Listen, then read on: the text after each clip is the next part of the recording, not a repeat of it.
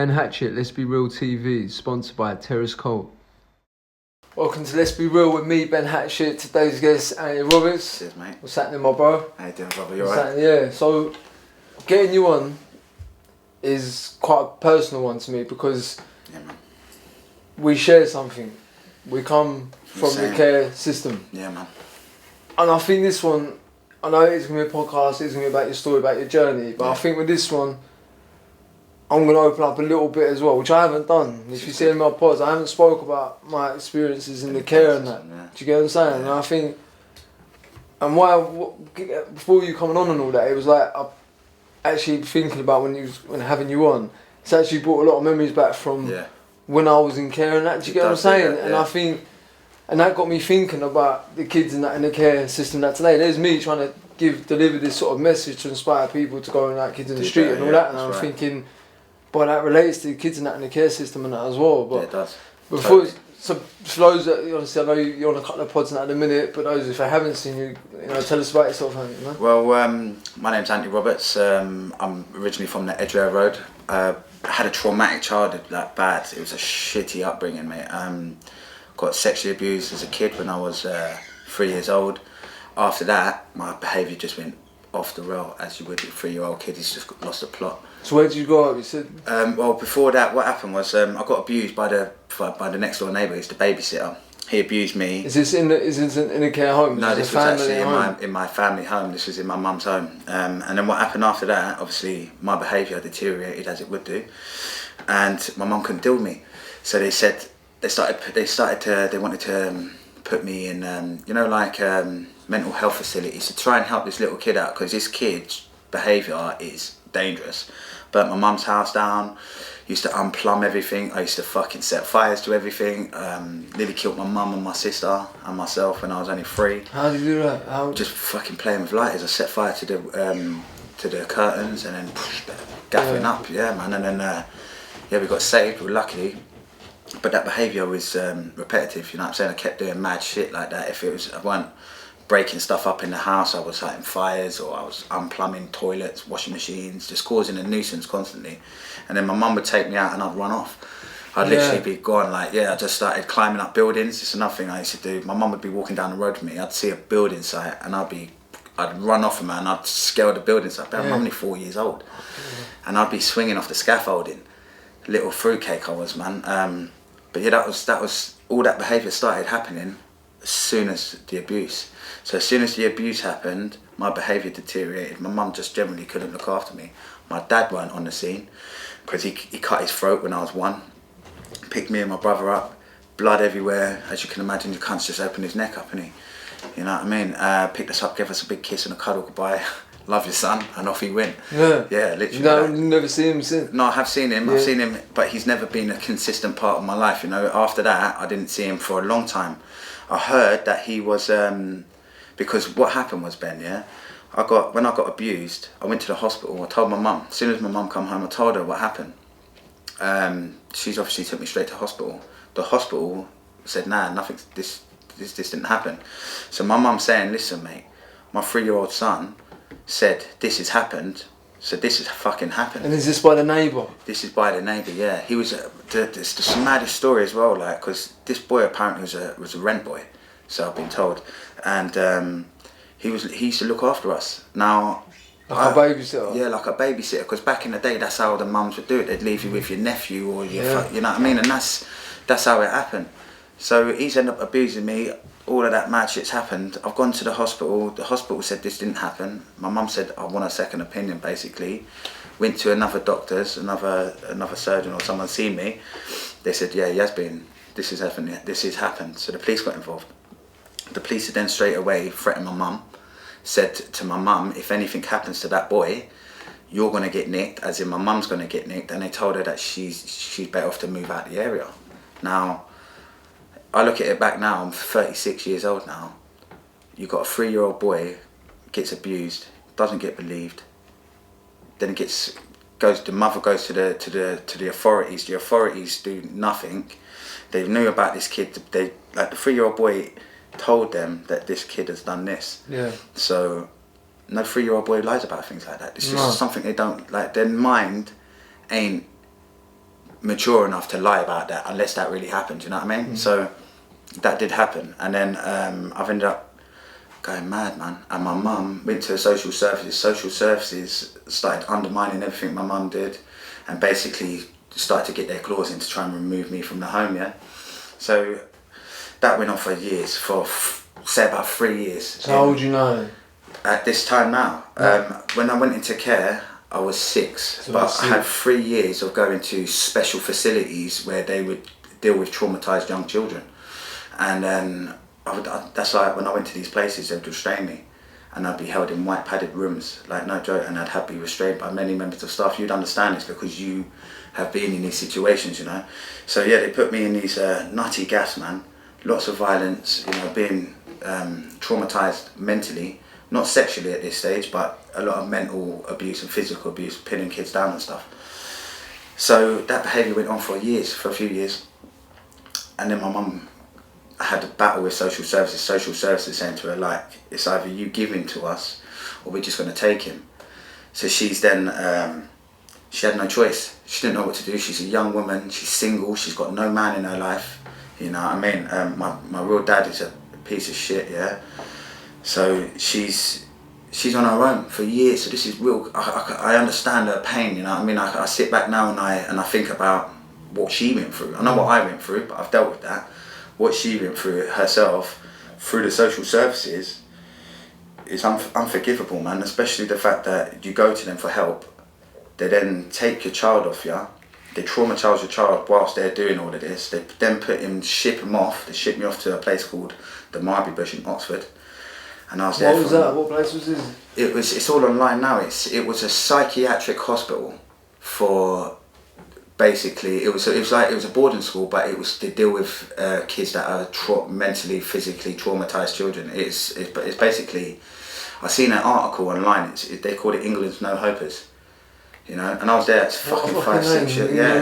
Yeah, and that's where they send all the maddest kids, mate. And you got to think about this. Yeah, big boarding school out in the middle of nowhere, and it's just a mad gaff.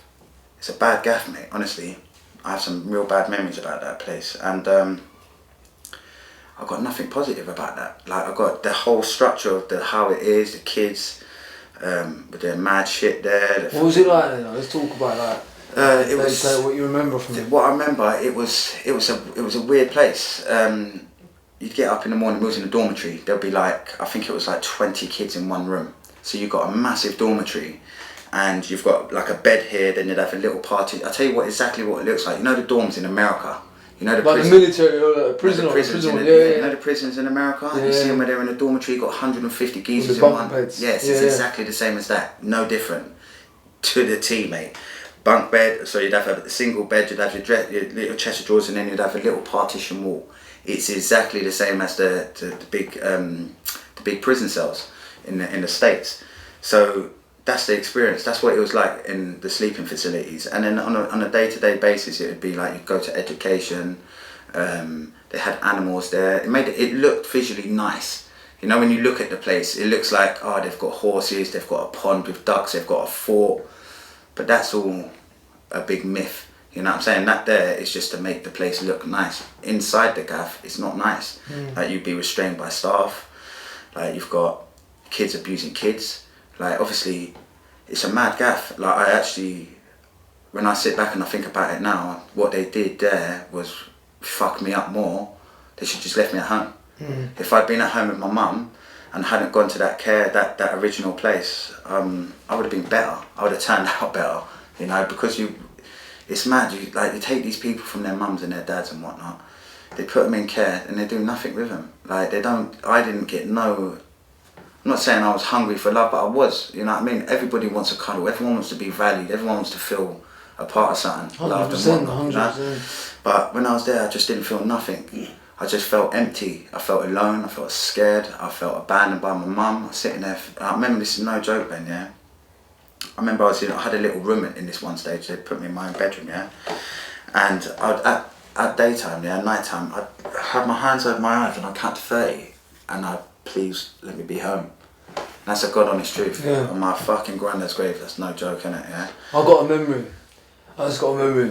You know, One of the reasons I don't talk about care is obviously 'cause I was with my mum, do you know what I mean? Like, there's a lot of thing there, but I remember when I was in foster and I used to get visits of her and her partner at the time. I remember one of the foster homes, I've never said nothing like this. I remember sitting there like at the mirror, well, it was actually a place in Bexhill, not too far from here, one of the sort of, it wasn't a home, it was a foster home, but it was like, you know, like a foster home, but they take a lot of children, so it's like a big foster home. Yeah, do you get what I'm saying? Like a factory. Yeah, so it wasn't a care home, it was a foster home, but do you know what I mean? It's not like you're going into like two parents, they've got a kid, you're going one, it's not like you're going in multiple kids, it's all different. I remember looking at that window and just fucking looking like, you know, when they're going to turn, if they're going to turn up. Like what you were saying there just brought memories back for me. And traumatising. It is.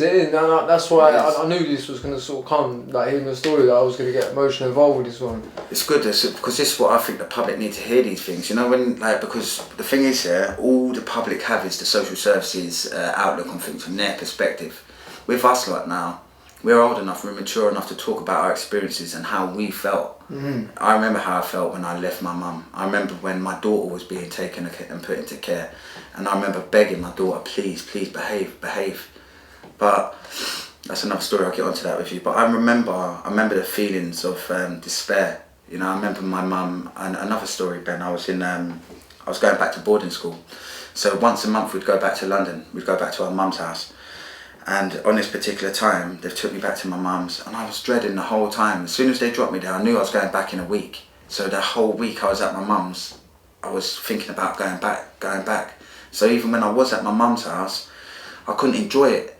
You know what I mean? Because I knew I was within the 7 days or 5 days, I'm going to be back in this van, the fucking white van, and being carted back down the motorway back to the nut house, basically, is what I used to call it. And I remember on this occasion, I was only 6, 7, I've gone wild in Paddington train station. I've pulled the window of the van out, threw it at the staff, and all I wanted to do was just get out of that van, get back to my mum. And I remember getting restrained in that van. Do you know what I mean? All the police have come in Paddington train station, and it's just a mad turnout. You got this little kid, totally distressed, you know. You don't want to be away from his mum.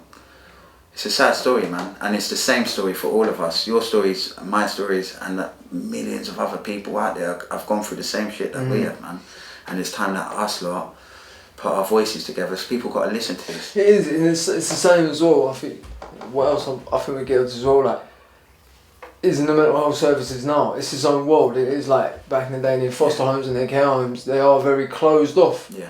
You know, like the mental health system. You know how they can treat people the way they can just take people, section people, keep people for long, and you have to go through the process years, and it's all, and a lot of sometimes, you know, justify it can be necessary, but my experience, I'm saying, they can't tell me nothing, bro. I'm out and I'm doing what I'm doing, so I will voice my fucking opinions. I am on license under them, but I will always give my honest opinion. You know, they do keep people in there far too long. I think one of the stories I say, it's like, They say they sent me to Broadmoor they go to this hospital, they send you there for therapy. Yeah. Bro, I need therapy from going to that place. I'm the same with Dovegate. That's what I'm saying, do you know what I mean? It's like, the same, bro. You know, that's what makes you last. Sometimes you go there, you'll get well, you'll get better. You go there, you need fucking... Yeah, you need help just to get out. Yeah, bro, like, that's crazy. Dovegate is a bad place. Yeah. Obviously, I never went to Broadmoor or any of them places. The closest I ever got to that was like Dovegate and that place there. And obviously when I was younger, I went to the minor facilities for, you know, the little people. But when I went to Dovegate, them places are insane, bruv. Even now, I think about the animals that are in there, and some of them are fucking absolute animals. Some of these guys don't need to be there. Like me, in our honest opinion, I only went there because I was so cold inside. For doing, like, I used to be a mad little criminal. How old was you at this point? All my abuse started when I was a kid, and then I got it again when I was 9. And then from 9, I just went on a mad rampage after that. But then I didn't. What happened to me? I got abused when I was 9 years old, and I was at that particular time in my life, I was quite stable. I met a lovely lady that showed me what a mother does, and her name was Chrissy, and she lived in Kent. She's a fucking amazing lady. I went to see her a few years ago down in Margate, sorry. Took the missus and the kids up there to see her because I've missed her, you know. And she showed me what a mother figure is. Like, my mum had, obviously when I got took away from my mum, the relationship was totally fucking destroyed. You know what I mean? Because where you're in care, I wanted to be there with her, but I couldn't. So then all that bullshit happened, and then I ended up getting abused when I was in Kent. This is another care, this is another care home. But this is the maddest thing about it, Ben. This is why I say about the system, as in social services and children's homes and stuff like that. Because on this occasion, when I got abused the second time, it was like, I met this kid, I was in boarding school with him. I was actually in boarding school with this boy when I was 5 or 6 years old. And then I met him again when I was in the children's home up in Kent. And because I met him before, I thought he was my friend. You know, I really did. Straight up, I thought the guy was my mate, innit? Yeah? I didn't know the difference between a friend and a fucking enemy then, because I was only a kid. But met this kid. He's ended up meeting up with another male who I believe was a member of staff from his care home, because he was in a care home in Margate as well, just not the same care home as me. And they ended up taking me off to a field and abusing me.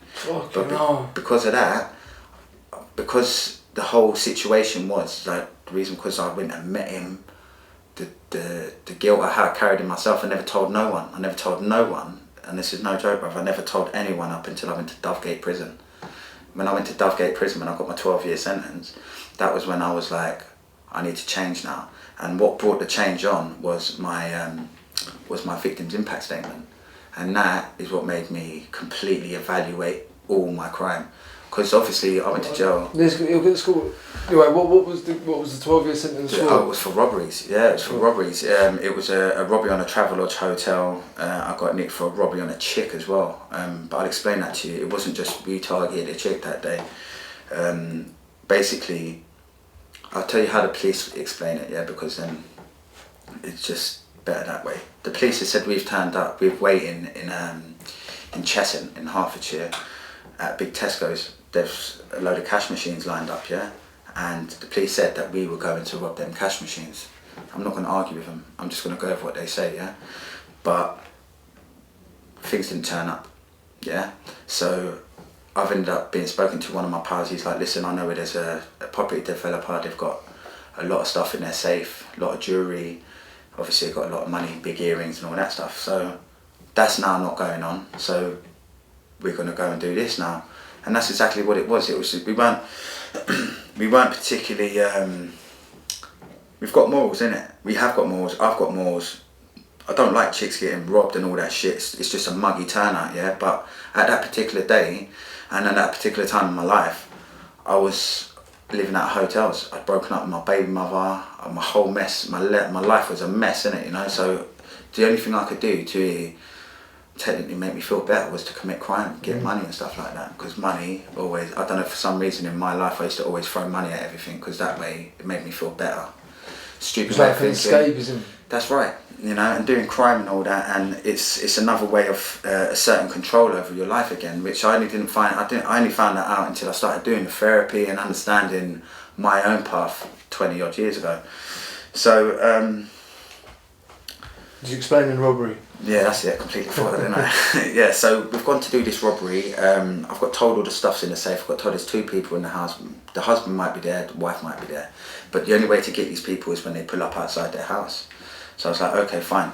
So sat in Radlett for 4.5 hours, 5 hours that day, and it was a mad day. It was just, everything was not right, innit? And it was right because I got nicked. And that's how it was supposed to be. I was supposed to go to prison. This is my own perception of things. I was supposed to go to jail that day. Everything that happened at that particular time was meant to be. What happened? What happened was the chick's come home. She's come up to her gates. Big metal gates have opened. She's come in. The big metal gates have closed behind her. She's got out of her car, parked her in a designated spot. Seen her walking up to the front of her door. I've jumped over the fence with 3 of my codies and I just apprehended her. She tried to scream. One of the boys have choked her out, clamped her out, which is horrendous, yeah. So they've done that. I've took her jewellery off of her, and the plan was to go into her house, yeah, to go into the gaff, get the safe, either get her to open it or we'll cut it open because we've got anal grinders and all that on us with us. But it just didn't work out. It didn't work out. I'll tell you why it didn't work out, because the second I seen this woman's face, my whole shit just, I didn't like it. I didn't like the feelings I was feeling from it. And I've ended up taking her jewellery off of her, taking her keys. Now I'm going to be going into her house and get the safe, yeah? But I seen her face and I just left it at that. I literally left it at that. I ran away from the gaff, got my codies and we've gone.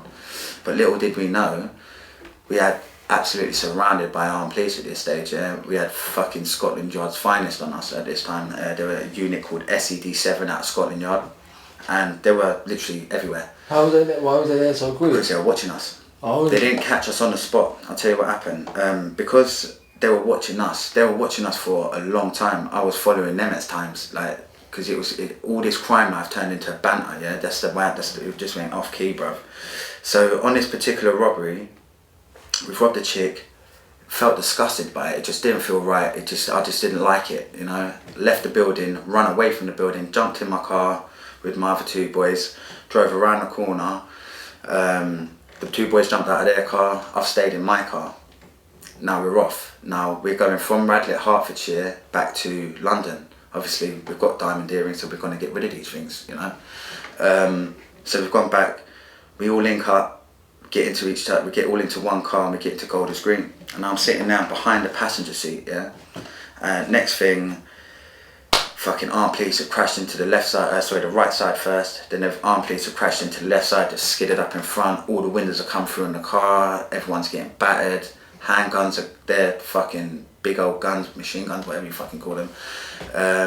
They were there with everything. They're literally within a click of the fingers, we were all unconscious near enough. So I've got the driver now. The driver's out cold on the floor. The fucking armed Bill had battered the shit out of him. He's asleep on the like in the middle of the road. The passenger, my mate Sean, his head's been pulled out the window. They've gun butted him in his face. This is the old Bill, yeah. Split his whole nut open. His whole face is busted. My brother-in-law, who's next to me, he's getting absolutely smashed to pieces. I've been pulled out the back window of the car by the old Bill. Rightly so. We robbed a fucking bird, mate. So we deserve what we got, you know. And our hands up. I hold remorse. Like, I can't explain this. For the shit that's gone in my life, yeah, I was very cold, and I was cold for many years, Ben, yeah. And the reason why I was cold was because of all the shit that happened to me. Now that doesn't give me any. That doesn't give me the right, because I had a shit childhood and I had a horrible childhood and I was abused and I went through the care system, went through the police system, prison system, blah blah. That don't give me a right to go out and do these fucking things to people, you know. But on that particular day, like I believe it was meant to happen, because when I did get arrested and we've gone through the system, we're coming up to sentencing now. I pleaded guilty. And I got 12 years reduced to 8 on a guilty plea, so I was very happy with that, yeah. But what made me completely change was when I seen that impact statement. That's what I was going to get back to now. It seems like it had an impact. Massive impact. Do you remember it? I remember it. I don't remember it for word, but I remember the part that made me feel sick. Tell me. Well, you could imagine this, and I put myself in, and my hair stands up when I think of this. Real shit, honestly, there's no joke. I've done, do you know what, that's what I just want to, because I did a victim impact statement. Yeah. I know how powerful it can be. It can be very powerful. When you realise the effect that you've had on people, and like, it does have a powerful honestly, effect. I can't put into words how much it made an impact on my life. It changed me 100% in an instant. It just made me look. Why do you think it did? I'll tell you why, yeah, Ben. From a young kid, yeah, from a young child, from the age of 3, I remember being raped, yeah, by a man, innit, yeah. He was a teenager, but it doesn't make a difference. I still remember this, yeah. I still have memories to this day. I still have nightmares to this day. And because of that situation in the beginning, that changed my path. I ended up being naughty, I ended up going to care homes, and then kids were doing shit with each other. And it's like this, mate. The care homes are very... volatile as well. Very volatile, very toxic places, yeah. And because I understood them feelings, like I could not talk about these things before, you know. I could not talk about how I felt and all that, yeah. It messes you up in the head. Massively. Especially the violence and I was on the receiving end of bullying in the care home. Yeah. But you don't really talk about it. It's weird, you like the things that happen. You hold it inside, innit? You do, and it's like where you're still young and you're at an age of like you don't really. It becomes like naughty. Yeah, it's weird, isn't it? It's weird. It's a weird experience. I can't even explain. It's a difficult one to explain. It's hard. And the only reason I can talk about it now is because I've put my faith in the healthcare system, and that's a mad thing for me because I never had faith in anyone, you know. But getting back to my victim, what it was, it was when we turned her over.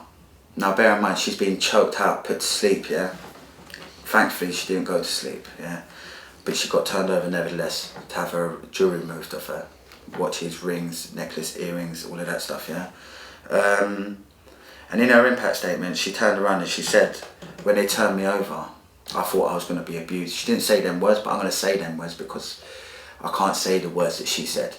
She said that she thought she was going to be abused. Mate, I've been abused my whole life, bruv, you know, and that's the fucking truth, mate. And that doesn't give me the right to go and do that to someone, but I connected with her. It was something that I've never tried to do to someone. I've never tried to be a nonce. I've never tried to be a horrible rapist, you know what I'm saying? But because this woman felt like how I have felt for so long, and when I think back to the feelings, she understood how I felt. I understand how she felt, and that there made me completely never want to commit crime again. It's different with the men. I'm not going to lie to you, Ben, I have no emotion to men. None. Like, I don't hold remorse for the things I've done to men because a lot of the abuse happened to me were from men, you know, and I understand that. I'm working with that, and that's myself, innit? But I deal with that because I understand why I feel like this, but I didn't understand that before. You know, I had to go through a lot of crazy times in my life to actually realise that it's not about doing these crimes, you know, it's not about doing the bank robbery, it's not about, because you don't actually know, like when you're committing a crime, say you batter some geezer, you don't know how he feels because you're never speaking to that geezer again, you know, and I've never had any impact statements of other people. I have, but I didn't take them serious, you know, but this, because she was a female, I felt more disgusted with myself, and this is honest to God, mate, I felt disgusted, like in a way that I could not explain. Like this woman felt how I felt, you know, and to me that would make me look at crime and think, I never want to do this again. I don't ever want to make someone feel like this again, you know. And I've never committed a crime since, you know. Obviously I have, but that wasn't a crime. Obviously after that situation I ended up going on a run, but that was because of other people and my temper. People done stuff, I reacted, and next thing I've ended up having jumping out the car with a hammer, tried to kill this brer, end up ramming police. But that's it's a different story. But that's what it is, man. It's managing to I don't know. It's her statement. It tuned into me, if that makes sense. Yeah. I can't pronounce it any other way. I can only say something inside it. It was like getting one in the chops, mate. Honestly, that's exactly what it was like, getting a fucking proper dig in the gut, mate. And I didn't like being a criminal after that, and it made me completely change, mate. And I needed to change, and that's why I'm doing this now. You know, that's why I'm doing these podcasts now. That's why, because there's a lot of people that are in the same situation as we were when we were kids, and like myself with that particular robbery, I'm traumatized. I traumatized myself by doing that to that lady. Why? The guilt? The guilt, man. The guilt, the memories, you know, like the whole fucking lot of it. It was just, I hold it heavy. I hold it heavy inside my heart, mate. There's nothing that will ever change that.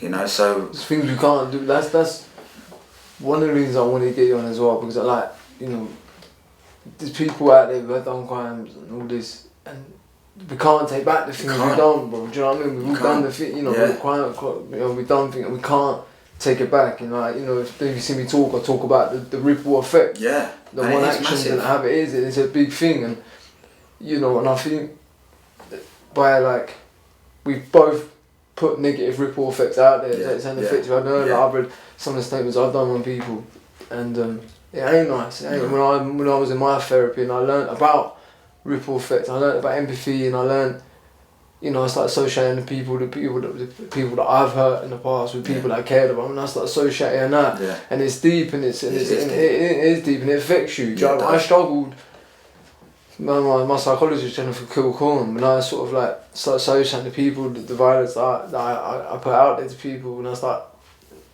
imagine that 1,000 like people like my brother that I cared about, like it's like do you know what I'm saying? Yeah, It's sort of like it does hit you, and I think you know, and that does, and I think what's most powerful is like there's kids now that are gonna go down the path, and they'll get to a point exactly where you got, exactly where I got, where there's you do hit a point where you do so much, and it will haunt you. It does haunt you. And it does. It does. And then there is a point you can't take back, you know, and that's why I think it's important. That's why to get you on, it's like getting the story. It is kind of ripple effect to show people like fuck, like what's it to what end? Where does it end up? Because like, how far does it go? Like, does it go to the point where you end up spending the rest of your life in prison because you killed someone? You know what I mean? And that's how it's going now. Like back in the day, you might kill someone and only get 12 years. The rec sentences back in the day weren't as bad. Nowadays, you've got these young kids that are rolling around with fucking zombie knives on them and they're killing each other and you're getting 25 years. Kids are killing kids. Yes, bro. And I was never a violent. I was a violent man. But after years of torment and torture and loads of stress and a whole load of bad shit, you know. But it's we weren't on the same level the kids are now. All I hear about now is trapping, trap, stab, weapons, madness. We weren't like that. When I was a kid, all I was interested in was getting money. That's all. I've replaced my family, replaced my friendships with cash because it was. I don't know. I just generally don't know that question to that one, to be fair. But me going out and committing crime made me feel better. Mm-hmm. But at the same time, when I evaluate and look back at it years later, I was just dismantling my life. Like literally, brick by brick, I was breaking my life to pieces. You know? Not thinking about the consequences. Sabotage. Yeah, and that's right. The consequences. You know, yourself when you're young. I say young, dumb, and I was at it. You know, and I was, man. I was a right little pain, man. But there was a reason why I was being a pain. You know what I mean? You know when you get so much, like your life for instance, bro, if you had a hard life, man, you know what I mean? We've all had hard lives. But getting to this point now, where we're like, you know, we're older now, we can start giving a little bit back. If I can talk to people, yeah, and tell people my story and be like, oh, look, mate, yeah, I was exactly where you were 20 years ago, mate. I was in the care homes. I have been abused. I've fucking wanted to kill these guys. I've wanted to kill myself many times. I've tried to kill myself because of the shit that I've gone through. You know what I mean? And then you go through all that, the care system, you get into prison. I remember being 16 years old, I hung myself in jail, bruv. I actually hung myself, mate. I'm not kidding, mate. I couldn't function, bro. Right? And that was a whole lot of mad shit. You know, when I sit back and I think about it, I was only 16. This boy's had over 13 years worth of bullshit. A lot of abuse, mentally, physical, sexual, just bad stuff. Home to home to home to home. No cuddles. Everyone wants a hug, man. We all want a hug. We all want to have a hug, give our missus a kiss and cuddle. Or, you know, like my kids, I tell my children every day I love them. Like even when they drive me mad, mate. My kids drive me crazy sometimes, yeah. But I tell my children every day I love them. Because that's important. Being a good parent's important. You know, when you've got the parents, like, I'm not saying my mum was a bad mum, but it was a different era then to what it is now. But she could have done more. You know what I mean? She could have. And that's not me being disrespectful to her. That's me saying the truth, you know? And you say something like, you see the people that did abuse, one of the trauma, what about revenge? Was that ever in your mind? Yes, mate, I'm not going to lie. And this is I will not lie on any of these podcasts. I'll tell you exactly the truth. Because if you lie on here, you will always get caught out, mate. And it's like that in life in general. Liars get caught out. If I could kill the fella that done the shit to me tomorrow, in hindsight I would. I would kill him in the spot, mate. But then I would ruin my life, you know. And this cunt's already ruined my life. It's ruined a short period of my life, you know. I'm always going to hold the scars from what happened as a kid, yeah? That's never going to leave me. But I deal with that. I have to deal with that because I have to be a good parent for my kids. I've got to be a good husband for my wife. And I've got to be a good person for myself. And the most important thing is, like, whatever shit you go through, you have to get through it, innit? You have to get through it. You have to find a way. Find something that you can channel your aggression into. That's why I like the boxing thing that you're doing, mate. Because a lot of kids are aggressive. A lot of kids are angry right now because of a lot of reasons. Lockdown, fucking family relationships are strained. And getting into a boxing club, mate, fucking works, mate. It teaches them discipline. It teaches them how to get fit and healthy, which is good for their mental health. Like, someone is physically fit, their mental health is normally thriving with it. You know what I mean? But when you're slow and you're fat and out of shape and all that, that's downright, it's not good for your mental health, you know? Well, I'm saying, there's a reason why I asked the revenge. There's a reason, because I think one thing I'm really learning about me coming out, I think my challenge is about letting my ego go. You know, it still comes up me a little bit, and it still causes me sort of a bit of hassle, like, you know, with myself as well. But I think with a lot of young ones, as we're talking about kids and knife crime and etc., massively ego, disrespectful and lying now, and revenge comes in. Like, if anyone's gonna carry revenge, well, you're gonna know about wanting revenge. Yeah, of course. So that's not. So if you sat and said to me, "No, I don't want revenge," no, I do want revenge. No, you want to go and do it, but if no one would believe you, know yourself, like you're saying, if you sat and thought, "Nah, in my head, I want," you know what I mean? I want revenge. Do you get what I'm saying? But how do you deal with that? Thinking it, because we can all think what we want, and there's no rules again, not about thinking. It's about how we channel it and how we deal with it. How do you deal and channel not wanting to go and to go it's different on the savage part? It's different now. I'll tell you why, because how I dealt with it back in the day was crime. That's what I did. I was a criminal, and I did it, and I was obviously violent. Robbery is a violent crime, you know. Having fights with people, it's all violence. It's a form of letting it out, you know what I mean? And the guy that abused me is dead. Like, he's in the floor already, mate. God done him. I didn't have to, and that's good for God, innit? You know what I mean? And that's justice in itself. The guy that done that to me when I was a 3-year-old guy is dead now, you know, so I can't get revenge. But I sort of had revenge on the whole world after that, you know what I mean? I've done my criminal life, started off, I hated everyone, and now, obviously when I look at it now, today, if this bear was sat here, I would smash him to bits. I wouldn't kill him, I'd smash him into the next world, bruv, yeah? But then I'd end up in prison. And then my children would suffer, and my wife would suffer. And you know, this is the thing where sometimes your ego is too big for people, you know me now. I know I used to have an ego back in the day. I don't give a fuck what people think about me now. The only people I care about is my missus, my children, and my family, mate. And I ain't got a very big family, to be fair. Like, since I've got out of jail, the most important thing to me is my missus and my children. And doing that is the right thing. So me going and being violent to other people, or me feeling a certain way, it's only going to affect them, and they're the most important thing. And this is why I mean, breaking the cycle is massively important for everybody. Like, you've done it yourself, man. You know what I mean? And credit to you, bro. You know, like, your story's amazing, bro. Like, come on, man. Who goes through the stuff that you've been and still sat here on a chair in the public, in the community? Not many, mate. No. You know what I mean? And that's real life stuff, and this is what it's important for people to understand. Like, we might be criminals in our old lives, yeah? We might have done bad things, but it's the time to change, isn't it? And all these young kids can still change. Like, they can change. They can. I changed. It took me 30 fucking years, but I did it. You know. And this is what I want to get onto. Yeah. And this is what I want to get onto. You say obviously you got kids. I've got lots of kids, yeah. You got lots of kids, I've got a lot of kids, mate. I've got like 7 kids, mate. How old your oldest? My eldest is 18. 18? 18, yeah. I'm granddad as well. Imagine that. Oh, you're granddad, bro? Fucking granddad, yeah. My daughter's 19 actually, telling her, yeah. My granddaughter's a year and a bit. So you have got some kids, you've got some family. What do you like with all your kids? I get on well with all my children. I've got a very strong bond with my kids. Unfortunately, yeah, I've got 3 kids with my ex, yeah, Ben. And when I come out of prison, I didn't explain this. I explained it all on the other cast that I've been on. But what ruined it all, yeah, is I've gone to jail. I've got a big sentence. No woman's gonna wait a fucking big 12 years, mate. That's what she thought I was gonna serve. She thought, oh fucking hell, he's just done untold jail, bare sentences. Every time I come out, I had another kid, which was the problem, innit? Yeah.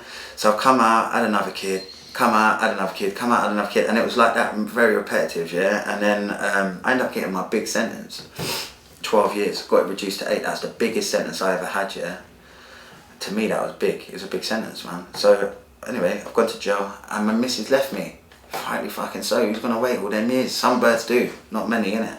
So anyway, she's left me. But when she left me, she wouldn't let me speak to my kids for 3 years. She wouldn't let me see them. She wouldn't let me speak to them. So the bond. Is this in the prison? This is whilst I was in jail. This is whilst I was in prison, yeah.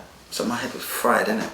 So the end of the relationship terminated. I've come out of prison, and I did not like this woman anymore. You can imagine. I wanted to see my kids. I couldn't see my kids, so she stopped me from seeing them altogether. So I've come out, and as the adult, me and her were together for 10 years plus, yeah. So I said to her, look, you're in London, I'll move to Milton Keynes, because one, I don't want to be under your feet, you don't want to be under my feet. It just makes sense for me to move away. You get on with your life, I'll get on mine. See the kids, make things happy, yeah. But I've met another woman now. Come out of jail, I met a woman. You know how it is. You're in jail a long time. You wanna be a part of something. So I met my missus, and it was brilliant straight away. Excellent, fucking brilliant, absolutely brilliant. But then my baby mother, my ex, found out about it. Started causing loads of drama, like saying that I was stalking her in Harrow. And I'm like, I live in Milton Keynes. Milton Keynes is 45 miles or 38 miles or something like that away from London. Now, thank God, because I went to jail for robbery, I had to sign on in a MAPA hostel every day at 3 o'clock, so I couldn't travel away. So it was kind of good for me, really, because she's saying that I'm stalking her at 3:30, 3:25 every day. So I'm like, well, when I've been questioned by the police, I've produced a piece of paper with all of my signing hostel times. It's impossible. Proof that she's a liar. She's actually doing this maliciously just to destroy what's going on in my life now, yeah? This is when I'm trying to make the change. I was really trying to change it, Ben, yeah? And I've ended up having madness. She's got the kids sticking their fingers up at me. So I'm driving past the kids with my missus, and my new missus lives in the same area as my old missus, yeah? And she's a bit awkward. Very awkward, yeah, man. You can imagine, innit? Yeah.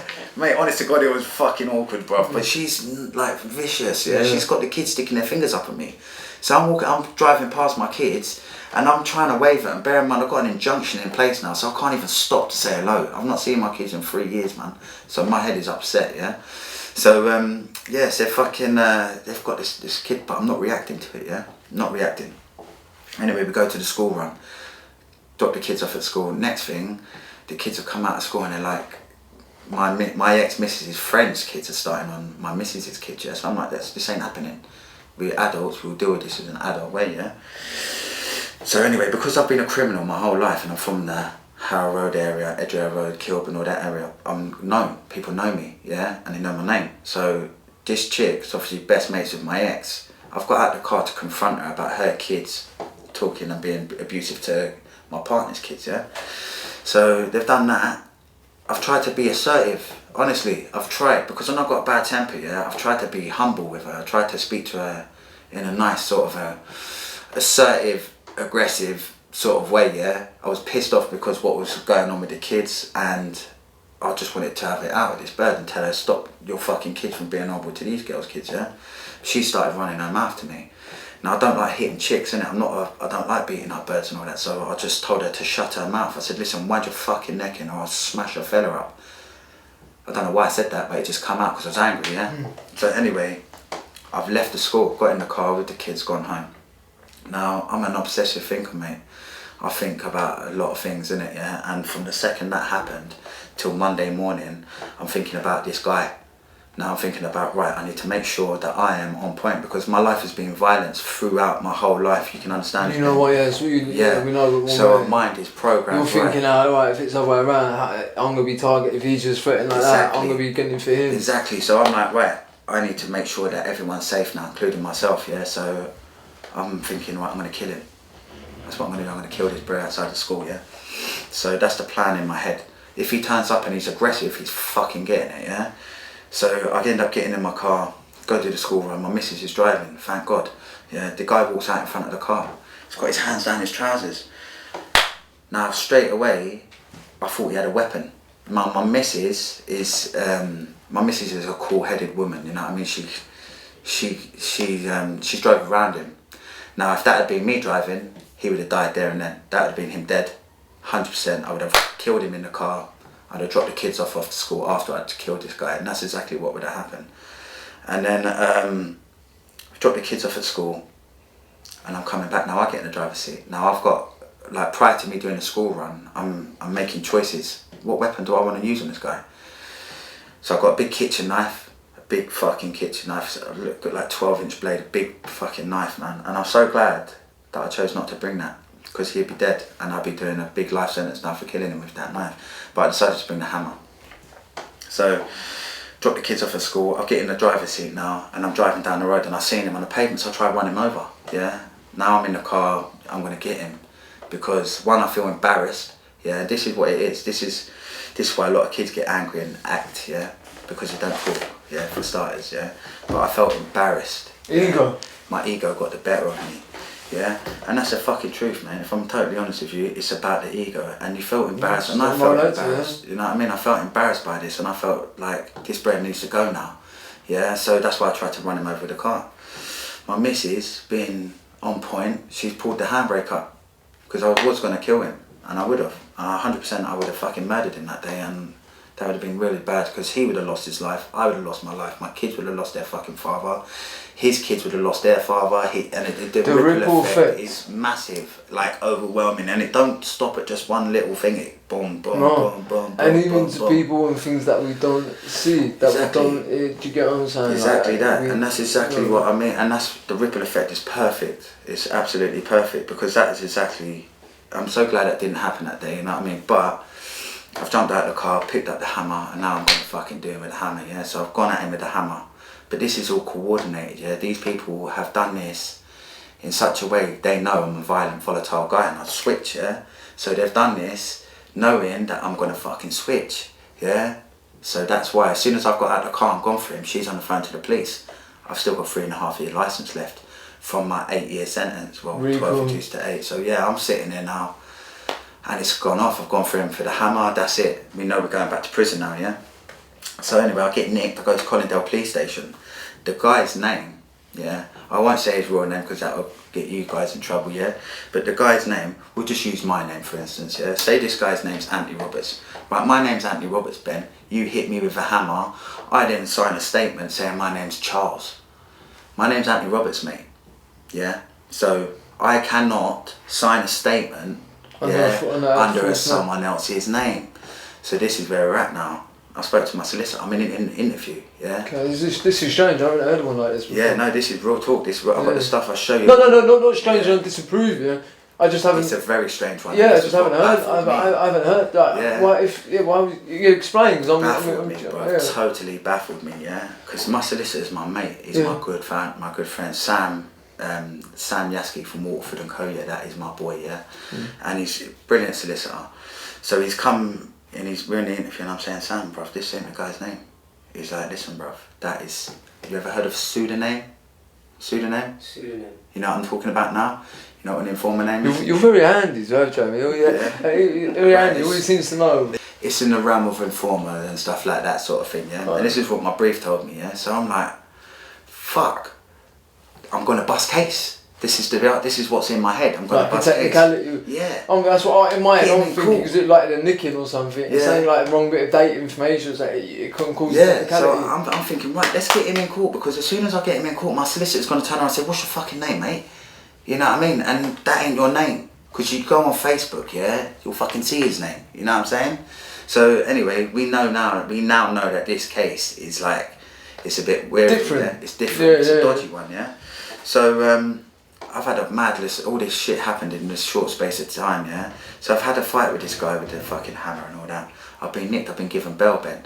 Yeah? Even on licence? On licence, yeah, because my until probation hear about it, yeah. So my solicitors then turned around and we're like, listen mate, you need to investigate this properly. You ain't got the CCTV from that camera, there's a camera at the top of the road there. Now by law, yeah, this is the law, yeah, they've got to investigate the case. The police have to investigate the case properly, you know. So say for instance, someone gets killed in this room, you've got a camera at the end of that road, a camera under that road, and a camera under that road.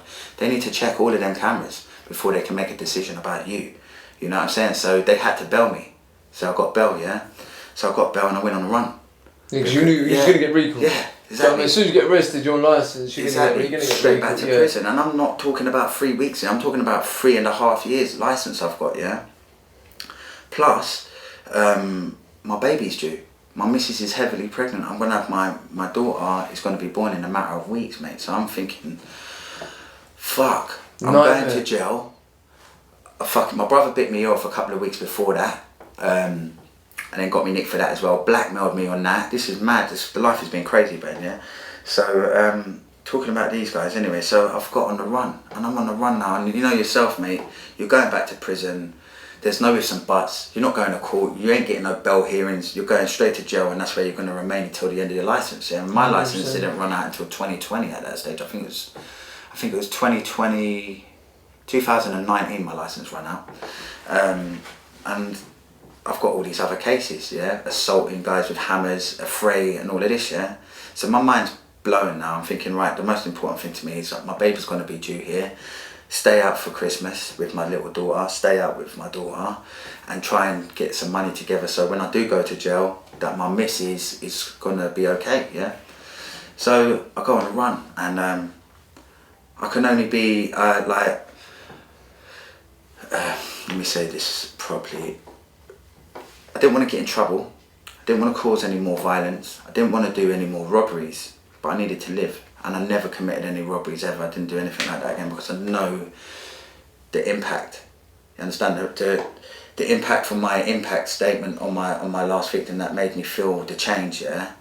I didn't want to ever do that to anyone else, so I was doing victimless crimes, you know what I'm saying? And that's how it was, bruv, little stupid things, yeah? A lot of buying and selling and shit like that, yeah? So in the end, I've had a falling out with one of my cars gets smashed up, yeah? So I phoned my other mate, I got another car, and literally within 3 minutes of getting this car off my mate, I parked up in a different area, and someone shouting out, "Oh, that's my car." Yeah. Mad, yeah, honestly, bro, this, you know when things are set up for you to go to prison, you're going to jail. Yeah. No matter what happens, it's already passed out for you. So that's what happened. I've got into an altercation, cars got smashed up, got that car, drove to another area, parked up at a set of traffic lights talking to my mate. Next thing, "Oi, it's my fucking car, you cunt," to me, yeah? So I'm like, fucking, I'm off again. So I get around the corner, next thing I got Old Bill behind me. Shit. So it's like, I'm driving down the Kensal Rise area, and the next thing, this geezer's pushing his car down the road. So I've turned into this road, it's one lane of road, one lane of traffic, and then you've got your man pushing his car up the road, so his car's going nowhere. Oh. I've got a fucking Vauxhall Zafira with 4 fucking big bald hench feds wanting to get me, yeah?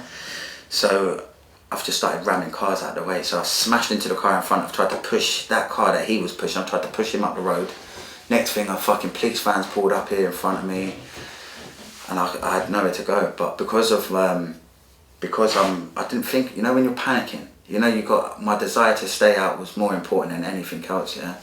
So I've just put it in reverse, and I started smashing into police cars, like ramming that fed there, ramming the car in front, smashing into the back there.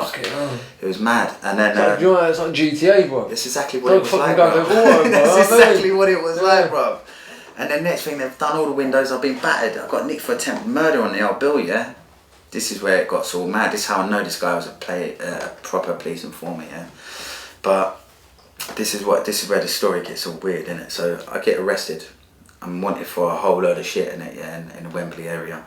So I get to the police station, they charged me with, I think it was attempted murder ×2. I got charged with quite a lot of offences because I rammed the police car and there's a copper in between me and his car. I nearly killed him, so they tried to do me for attempted murder even though I didn't try to kill anyone.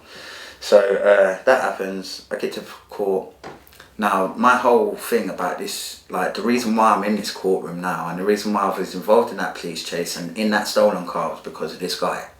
This guy's involved himself, tried to, his kids starting all that shit in the beginning, and then it escalating to the fact where I'm jumping out of cars with hammers, getting arrested for attempted murder on police. All started from a stupid little fucking mind. Where did that stupid moment come from? Me. Yeah. It come from me. From what? It become from habit. You know when you're like. Emotion. Emotion is fucking powerful, mate, and it is. It's like. So that one act and that one thing out of emotion. It just snowballs effect, innit? Yeah. And then before long, you're not stoppable. Next thing you're playing real life fucking GTA. Bro. Yeah, and that's how it is. Yeah, and that's how it was. I nearly killed the cop. Thank God I didn't. You know. But then I get arrested. I get arrested for attempted murder and all this other shit. So then we get to court, we're in Harrow Crown now, yeah? And I'm like, I want him in court, so I'm not going to plead guilty to anything. I'm going to plead not guilty to the law. So that way, I've got to go into court, we're going to have a trial. So the geezer that's originally done this statement, he is going to be in court now, yeah?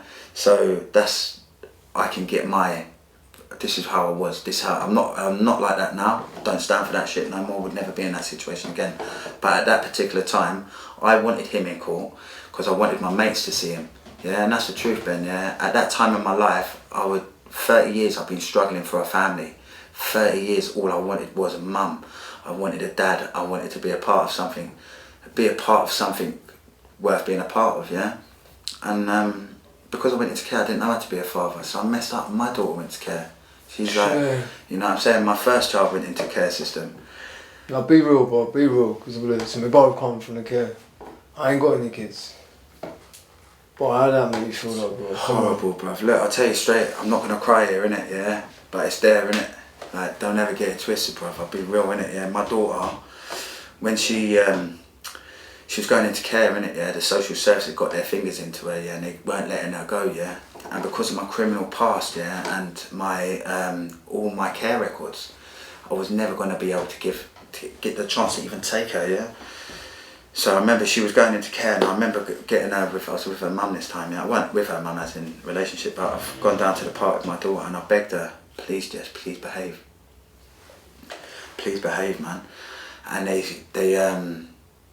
took her, mate. Like, they took her, and I can't explain that. I remember what it was like when I went into care. That's what I was saying, bro. I remember it. I'm not gonna cry on here today because I'm not about that, but it hurts, man. And this is the maddest thing about it, yeah. I've been watching my previous podcast. I cry my eyes out. I feel sorry for that geezer, you know. That geezer's me. You know, I feel sorry for my daughter, but this is all avoidable. You know, all of these mad experiences that we have in life here, it's all avoidable, man. And that's why I want to get you on. You know what I mean? That's the important message behind this. It is, do you know what I mean? It was avoidable, that's the real. Like, I could just do it more than you, but I could sit and say my things more.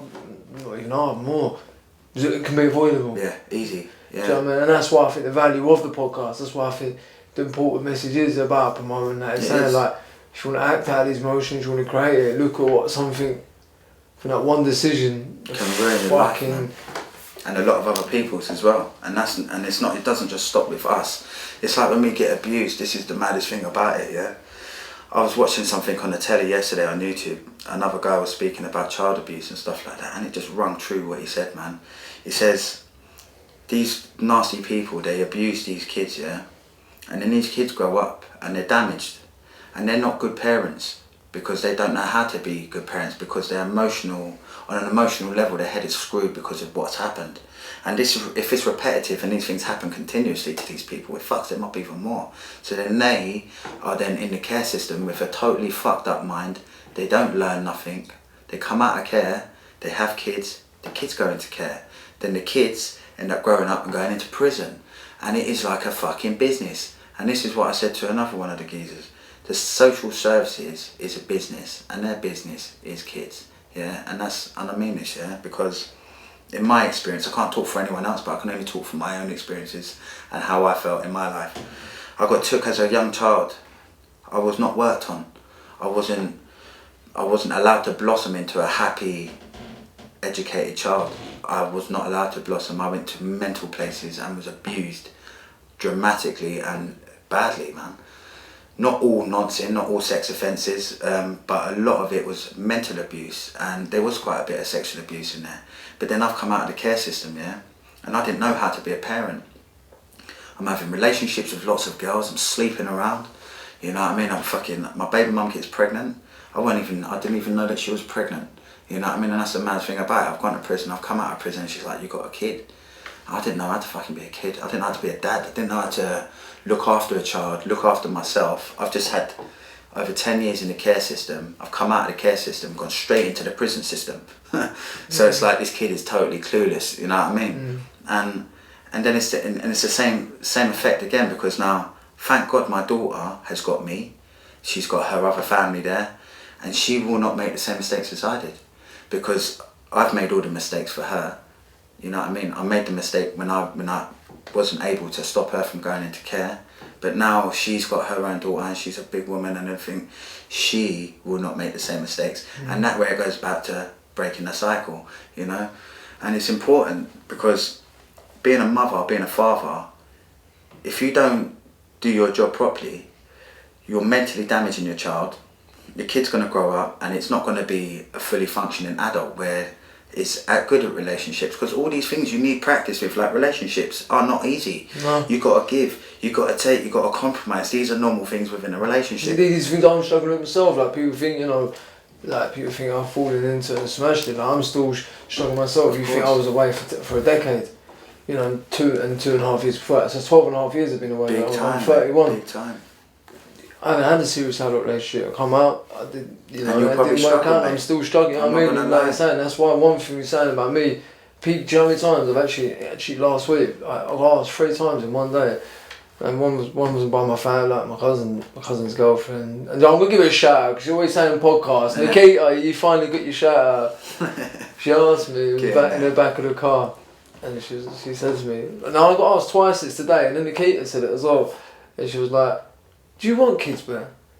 And I always like swerve people off this question, and honestly, everyone else knows who they've asked me. Everyone's asked me, you know, and I'm gonna answer. I'm gonna be real. I'm actually gonna answer. And the thing is, I'm actually scared to people. So when people say, I tell people, no, I say no, you know, I'm just being myself and that. But you know what? I think about it. I do, and it is the same sort of thing because it's scary, man. It's a big commitment. That's what I mean. How I sort of come up and how I did this. I'm scared to sort of. But at least you're honest about that. You know, the thing with men, men don't talk about their feelings, mate, and this is one thing that needs to change. Yeah. Because I talk to my wife about everything. My missus knows me better than I know me. Literally, she is on point with me. She knows me to a T. You know what I mean? And that's only because I communicate, I talk. But I've only been talking in the last few years where I started reaching out and actually wanting to make the change. What made you want to change it? What made me want to change? After the Going for Auto fucking episode. After the GTA turnout, it was a lonely existence, mate. And I'll be honest with you, I'll tell you what it was. I was very lonely in prison, man. And my last sentence was my hardest sentence I ever did, mate. And I'll tell you that why, because when I went on my last sentence, I had everything I wanted. Like I never had it before, and then I got it all. I had it all, mate. I had it all. I've got it all back now, thank God. But they were taking it all away from me. These people that interfering, and I went to prison, and now I was suicidal, Ben, mate. I'm not gonna lie to you, mate. I nearly fucking hung myself. I was that close. I took drugs, bro. I had to take drugs, and if I didn't take the drugs, I would not be sat here talking to you right now. So the drugs saved me in that sense, and I'm not encouraging anyone to do drugs because they're not good, innit? They fuck up your mind, they make you paranoid. I do with tramadol. I was in Bournemouth, I was taking tramadol after I've been stabbed. So you know what it's like. You know, take it to mask it, to numb the pain, and to hide the fear that's inside. I'm not saying it's right, I'm saying it's right, I'm saying, but that's how it is. It's a coping mechanism, and that's what I used it for, mate. And that's honest to God, mate. I used it like basically just to live, because I couldn't deal with my thoughts. I couldn't deal with the feelings that I had inside my body. I couldn't deal with the fact that these people had done this to me, and revenge. This is what I mean by revenge. I'm still full of revenge, but I just know the difference, because if I act on my feelings, now my feelings, I'm a very angry person inside because of all the shit that we've been through, and I'd be surprised if you weren't an angry man at times. You know what I mean? So I hold a lot inside. So when I think of these people, I boil. I shake because I want to go and get them. Do you get things that trigger you? Like when I was just thinking, when you watch that program, you watched a program the other day. But are you quite saying, because it's clever, like you quoted something on point from it. Like there was something that you quoted that, which obviously you're knowledgeable from it. But was anything when you was watching that triggered you? Yeah, do you know what? I've been doing these podcasts for the last few weeks now, and since I've had these podcasts, I've had an awful lot of bad memories, mate. Like I'm not gonna lie. It brings it bad. Like I have therapy. I do therapy every Tuesday. And I will stick with that. And I'll tell you why. I come here, and this is like a miniature therapy session in itself, mate. I come here, I do my podcast, I try and encourage people to look at things in a different perspective, and slow your thinking pattern down and not act so fast, innit? Now I've only learnt that through going mad so many times, getting nicked, but really being able to put it into perspective is talking about things, and this has made it more bearable for me. Now I talk about everything, I have to, because if I don't talk, I explode, and when I explode, I go to prison. These are like therapy sessions. They're quite up and down. It's like, you know, they can be low, we get deep, then we get a bit balance it, but you get, and then you get in, and there is triggers in it. Yeah, and it does, you feel it. My feelings, I'm a very deep person, I keep a lot of it inside, but when I had enough, I explode. Yeah. So, the best way for me to not explode is talk. And I talk to my wife, and I said relationships, like, what I mean by the care system particularly, they have no structure to benefit your relationship. Now, for instance, what I mean like this is me and my mum, for instance, they put nothing in place so I could blossom with my mum. Now, every child needs a mum, every child needs a dad. When you're taken away from your family, they don't put anything there that would, like, you know when you see a baby goat being born, or a baby goat, they give it a fucking fake bottle, didn't they? You know what I mean? A fake bottle, it's like a tit, innit? You know, so... I actually went to my first farm a few weeks ago. That's it. I had a bit of a deep one. I went a bit mad on Instagram Live. A lot of my followers probably remember that one. I went a bit mad on Instagram Live, and my friend, all my friends are getting shout outs. Lauren got me away and got me to a farm and that, so I should see all that. And she showed me pictures on the sheep and all that, like, to retreat and that, like you saying. But you see what I mean though? It's different because a baby deer or a baby thing, they'd get a fake fucking tit and they'd feed it with that. Well, a kid is no different to that. We come from our mum, you put us in care, and then you put strangers around us. Yeah. And it's like these strangers don't want to come up to you and say, do you want a hug? Do you want a sandwich? Do you need to talk? They don't do that. They don't do that. I've never had that. Do you think that creates detachment from... Yeah, definitely. Definitely. But then... That's what I'm just thinking, like, no, like... It must be hard for them as well. Like, I could understand, like me, I was a volatile little fucking nutcase, but I wanted the same things everybody else wanted. I wanted a hug, man. I wanted to be told that I was worth something, you know what I mean? Like, I wanted to be nurtured, you know, instead of being shoved from pillar to post, which fucking damages everybody. And then later on in life, you struggle. That's what I think happened with me in my life, with my relationship with my friend. I've got to be respectful to my mum and everything, but it's difficult to do this thing. I think the care system did sort of fuck our relationship up a bit, and that, like, when it is, like you're saying, from an early age, like, taken away, and then, you know, there was a time I did go back to my mum, and, like, you know, it's difficult to sort of connect that love when it is, like you're saying, when it's true. At the beginning, it wasn't her fault. Why, you know, but I will say that it wasn't her fault. You know what I mean? It's different times back then. And it was different times, and the social services and all that, and they can, you know, I don't know what it's like now with kids and care, but that's why I definitely wanted to get in, because, you know, I can't forget my roots. Yeah, and we have come again, and there will be kids that are going through in it, and, you know, that's what I'm saying about these podcasts and, you know, the social media and the plus side of it. These kids in care now, they have got, like, hopefully they have got the phones, they've got the YouTube and the telly, so they can watch and learn more. We didn't have all that. Yeah, we didn't. You know, we had none of that. The downside was all the trolling, which I'm doing other things about. I'm not going to get into all that, but mostly I'm going to look at the pro side of it. It's like, you know, why you're coming on, because, you know, I know I've got kids who want that watch me. I know I put my content not for kids, but we know the reality is good. It is, and I take it serious, because it is very important. And that's why getting on it's a mess, and it is about delivering hope, and it is about delivering knowledge and enlightenment, and saying, and I respect your realness, your honestness. You know what I mean? You own what you've done. Do you know what? You have to own it. You can't move on with your life until you own your shown shit, man. And I learned that through therapy, mate. Honestly, I can't. My life has got better recently, and I'll tell you this why. Because one, I'm trying. Two, I want to help people, and this is the most important thing to me. Yeah, I've got, like yourself, we've got great experience. I'm not saying it was good experience, but we have a lot of knowledge and a lot of experience of the system itself. Yeah, and that's talking back from the kids' homes, the prisons, up to the mental health facilities where you've spent quite a long time. And if we can put our knowledge together and help other young kids, mate, because there's a lot of kids out there that got dysfunctional families, man, like parents that are not good, and the only thing they've got is like maybe their phone and YouTube. So us talking about positive things and giving the kids a better understanding of things, it's only going to benefit them. You know, if someone say you get 20 people, even one person sees our life, and sees the shit that we've been through, and it's like, you know what, my mate was saying, can we go out and do this? But I watched that podcast, and these guys, they've already been here and done this, mate, and look how it turned out for them. That's important, because that means we're making a difference. You know, if we can make a difference to just one person, 2 people, 100,000 people, it doesn't, as long as what we are doing is good. And I say, and I mean this from the bottom of my heart, mate, yeah, I just want to help people, mate. I want people to not go through the same pain as me, because it hurts me now. I was going to ask you, what's made you want to help people now? I remember the care homes. I remember the horrible staff there. I remember the kids. I remember looking into kids' faces and they're just despair in their eyes, man, because they just don't know what the fuck's going on in their life, man. And that's sad, man. And I've got a lot of kids, mate.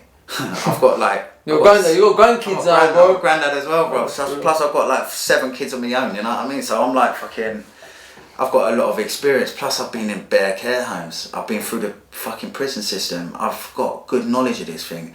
And all kids need is a bit of stability, a bit of structure, encouragement, man, and dedication. People got to dedicate themselves to helping these people. Otherwise, they're just going to do the same thing as all the other poor little kids. And they'll be scarred with this shit. Scarred forever, man. And they're either going to end up dead, yeah, murdered on the streets, drug addicts.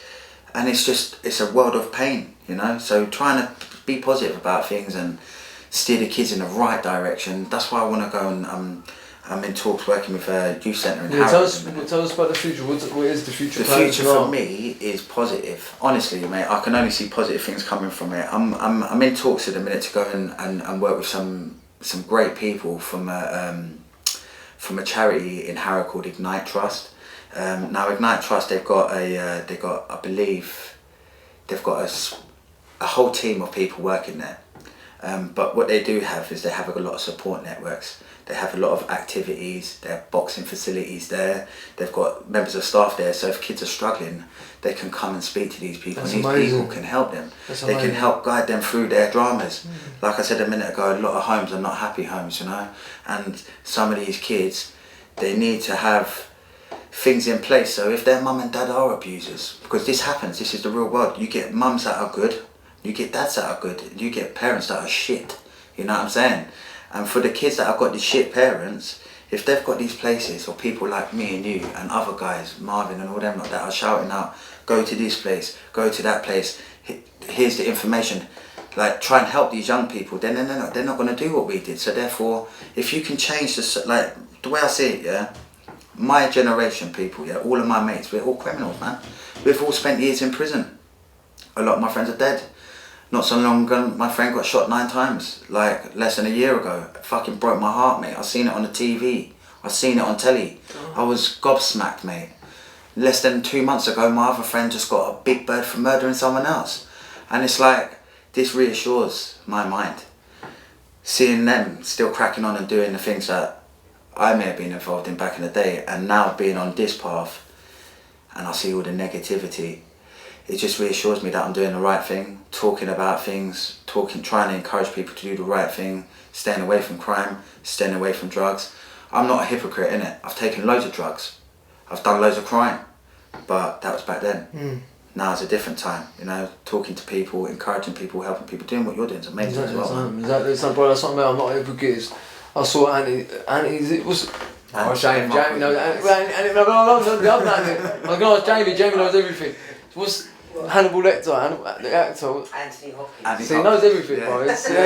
Anthony Hopkins, I posted a video on for Facebook actually, and he says, I'm a sinner, I'm an old sinner, and I've done good things, I've done many bad things. Yeah. But we let it go and we move forward. That's and we try and help, you know what I mean? And it's like, we can't take back the things that we've done. We can't. We want, you know, it's impossible. But it's down to us whether we have the. It's how we want to move forward. That's it's right. Like with these ripple effects, and like you're saying, you know, these people that still out there, still carrying their negativity. Yeah. So we've hit a part where we're like, you know, I wish we could go back, but we can't. But we can try and do now. It's like calm as well. Right. I've got my back, but then it's trying like, you know, is inspired now, and then hopefully, because we have to carry shit. I know what I carry, bro, and I know you carry shit. I see in your eyes, bro. Innit, you know? No, man, you've been there. Exactly. You understand it. That's why I'm happy to do this, because this podcast here. Sorry to interrupt you. Go. You, out of all the other guys, bro, let me tell you something. A lot of these other podcasters, I'm not saying they haven't. I'm not saying they're telling lies or whatever, but you in particular understand me a lot better than anyone else, bro, because you understand the despair, the pain, more than anyone else, bruv, and I mean that. No, really, and that's important, and I mean that's important because, you know, with your platform that you've got at the minute, you can help so many young people avoid the shit that me and you. And that's what it is, because I know they say, and this is why we connect, because there is a line when you get it, when you cross these sort of lines, it is hard mentally to come back. Yeah. It's even hard to come back to living a straight life. Yeah.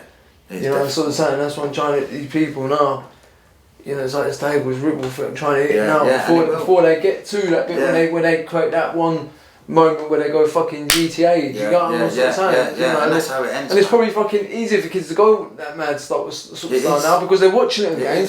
They're listening to the music, and after people listen sing that music, they don't even do that sort of shit. They just sing and rap bags, it sells, and playing the games all the fucking time. They're thinking cool, and actually in the moment they're gonna relate to that. Fuck it, like, what did the game? And then they're in the same situation that we was, and that's just a fucking bad place to be, man. So what else? Before we wrap up, man, what else you want to say? Is anything? Well, people can follow your story, what your future. Yeah. Well, the plan is now is obviously to just work with the young guys at the minute and young people that are struggling, and where I'm trying to get my life at the minute. I want to try and help people that have been through the care system.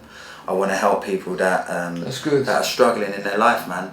And because I've got a vast experience and background with the care system, I think I'm very qualified to fucking put my 10 pence in there and try and speak up for these little kids, you know. Yeah. And that's why I want to talk about Ignite, bruv, because they are doing such a brilliant job with these kids in Harrow, mate. I've heard brilliant things from them, and your viewers, please go and look them up, man. We'll put the link. We'll put the link. They're doing great stuff with kids, man. Like, these people are changing lives, mate. They are literally changing lives. If you go to certain boroughs in London, it's just gangs, all this gang bollocks, bruv, and it's just destroying a whole community, mate. Now, if we can get a couple of hundred people to fucking get involved in this good stuff, then all that is you're just gonna reap good rewards from that. It's not gonna be negative. Put down the knives, you know what I mean? You don't need to stab your neighbour. You don't need to stab anyone. Talking's a good thing, you know, and reaching out. If you're struggling in your life, there is things out there for you to talk to. Like, if people are suffering from mental health, they can contact the mental health line. I know sometimes they don't help, but you need to do something. Instead of like just acting on your emotions, acting on your fucking anger and causing your drama in your life, because that's all it's going to boil down to. If you can get help, seek help in the right places. And what I want to do is I just want to give the people the help that they need, because that is what I call it soul food, yeah. And I tell you this, yeah, I've done so many bad things in my life, Ben, yeah, a lot of bad crimes, yeah, and I believe if I don't go and help people, then I'm going to go to hell. So I'm going to help people to help myself, and that makes me feel good, and that's that attitude I've got. And you can't go wrong with helping people, man. No, you can't. You know what I mean? You can't. You generally can't. Obviously, don't fuck your life up helping people, but just help where you can. You know what I mean? And just be nice instead of nasty, innit? You know what I mean? No, it's nasty. Listen, before we wrap, I want to say one thing. And I say, like, I gotta respect it, because even with the count, I respect how raw and honest. I think today's made me realise I've still got a bit of. You got a big journey. Yeah, my emotions still dealing with kids. I've actually thought I was going to be a bit more, and I've still sort of rolled back a little bit, because obviously I'm still carrying that. Yeah. For you to come out and be so open, so honest, so raw, has to be done. Mate, so much respect, and honestly, your journey in that as well with your many kids, and you know what I mean. Got a whole minibus for that, mate, honestly. Serious. Golden future, and like again, we'll put the link as Ignition. Yeah, man. Honestly, Ignite Trust from Harrow. They're called. Yeah, Ignite Trust from Harrow. I'll give you all the stuff and all that. They're all the normal stuff. Twitter, Facebook. But I still put the link in the description. But I'll put all the link, man. But honestly, stay doing what you're doing, man. I will do, man. And thanks for having me here, man. I appreciate it, man. Because you know what, with platforms like what you boys have got, mate, we can only help in it. No, we will. Only good things will come from it, you know.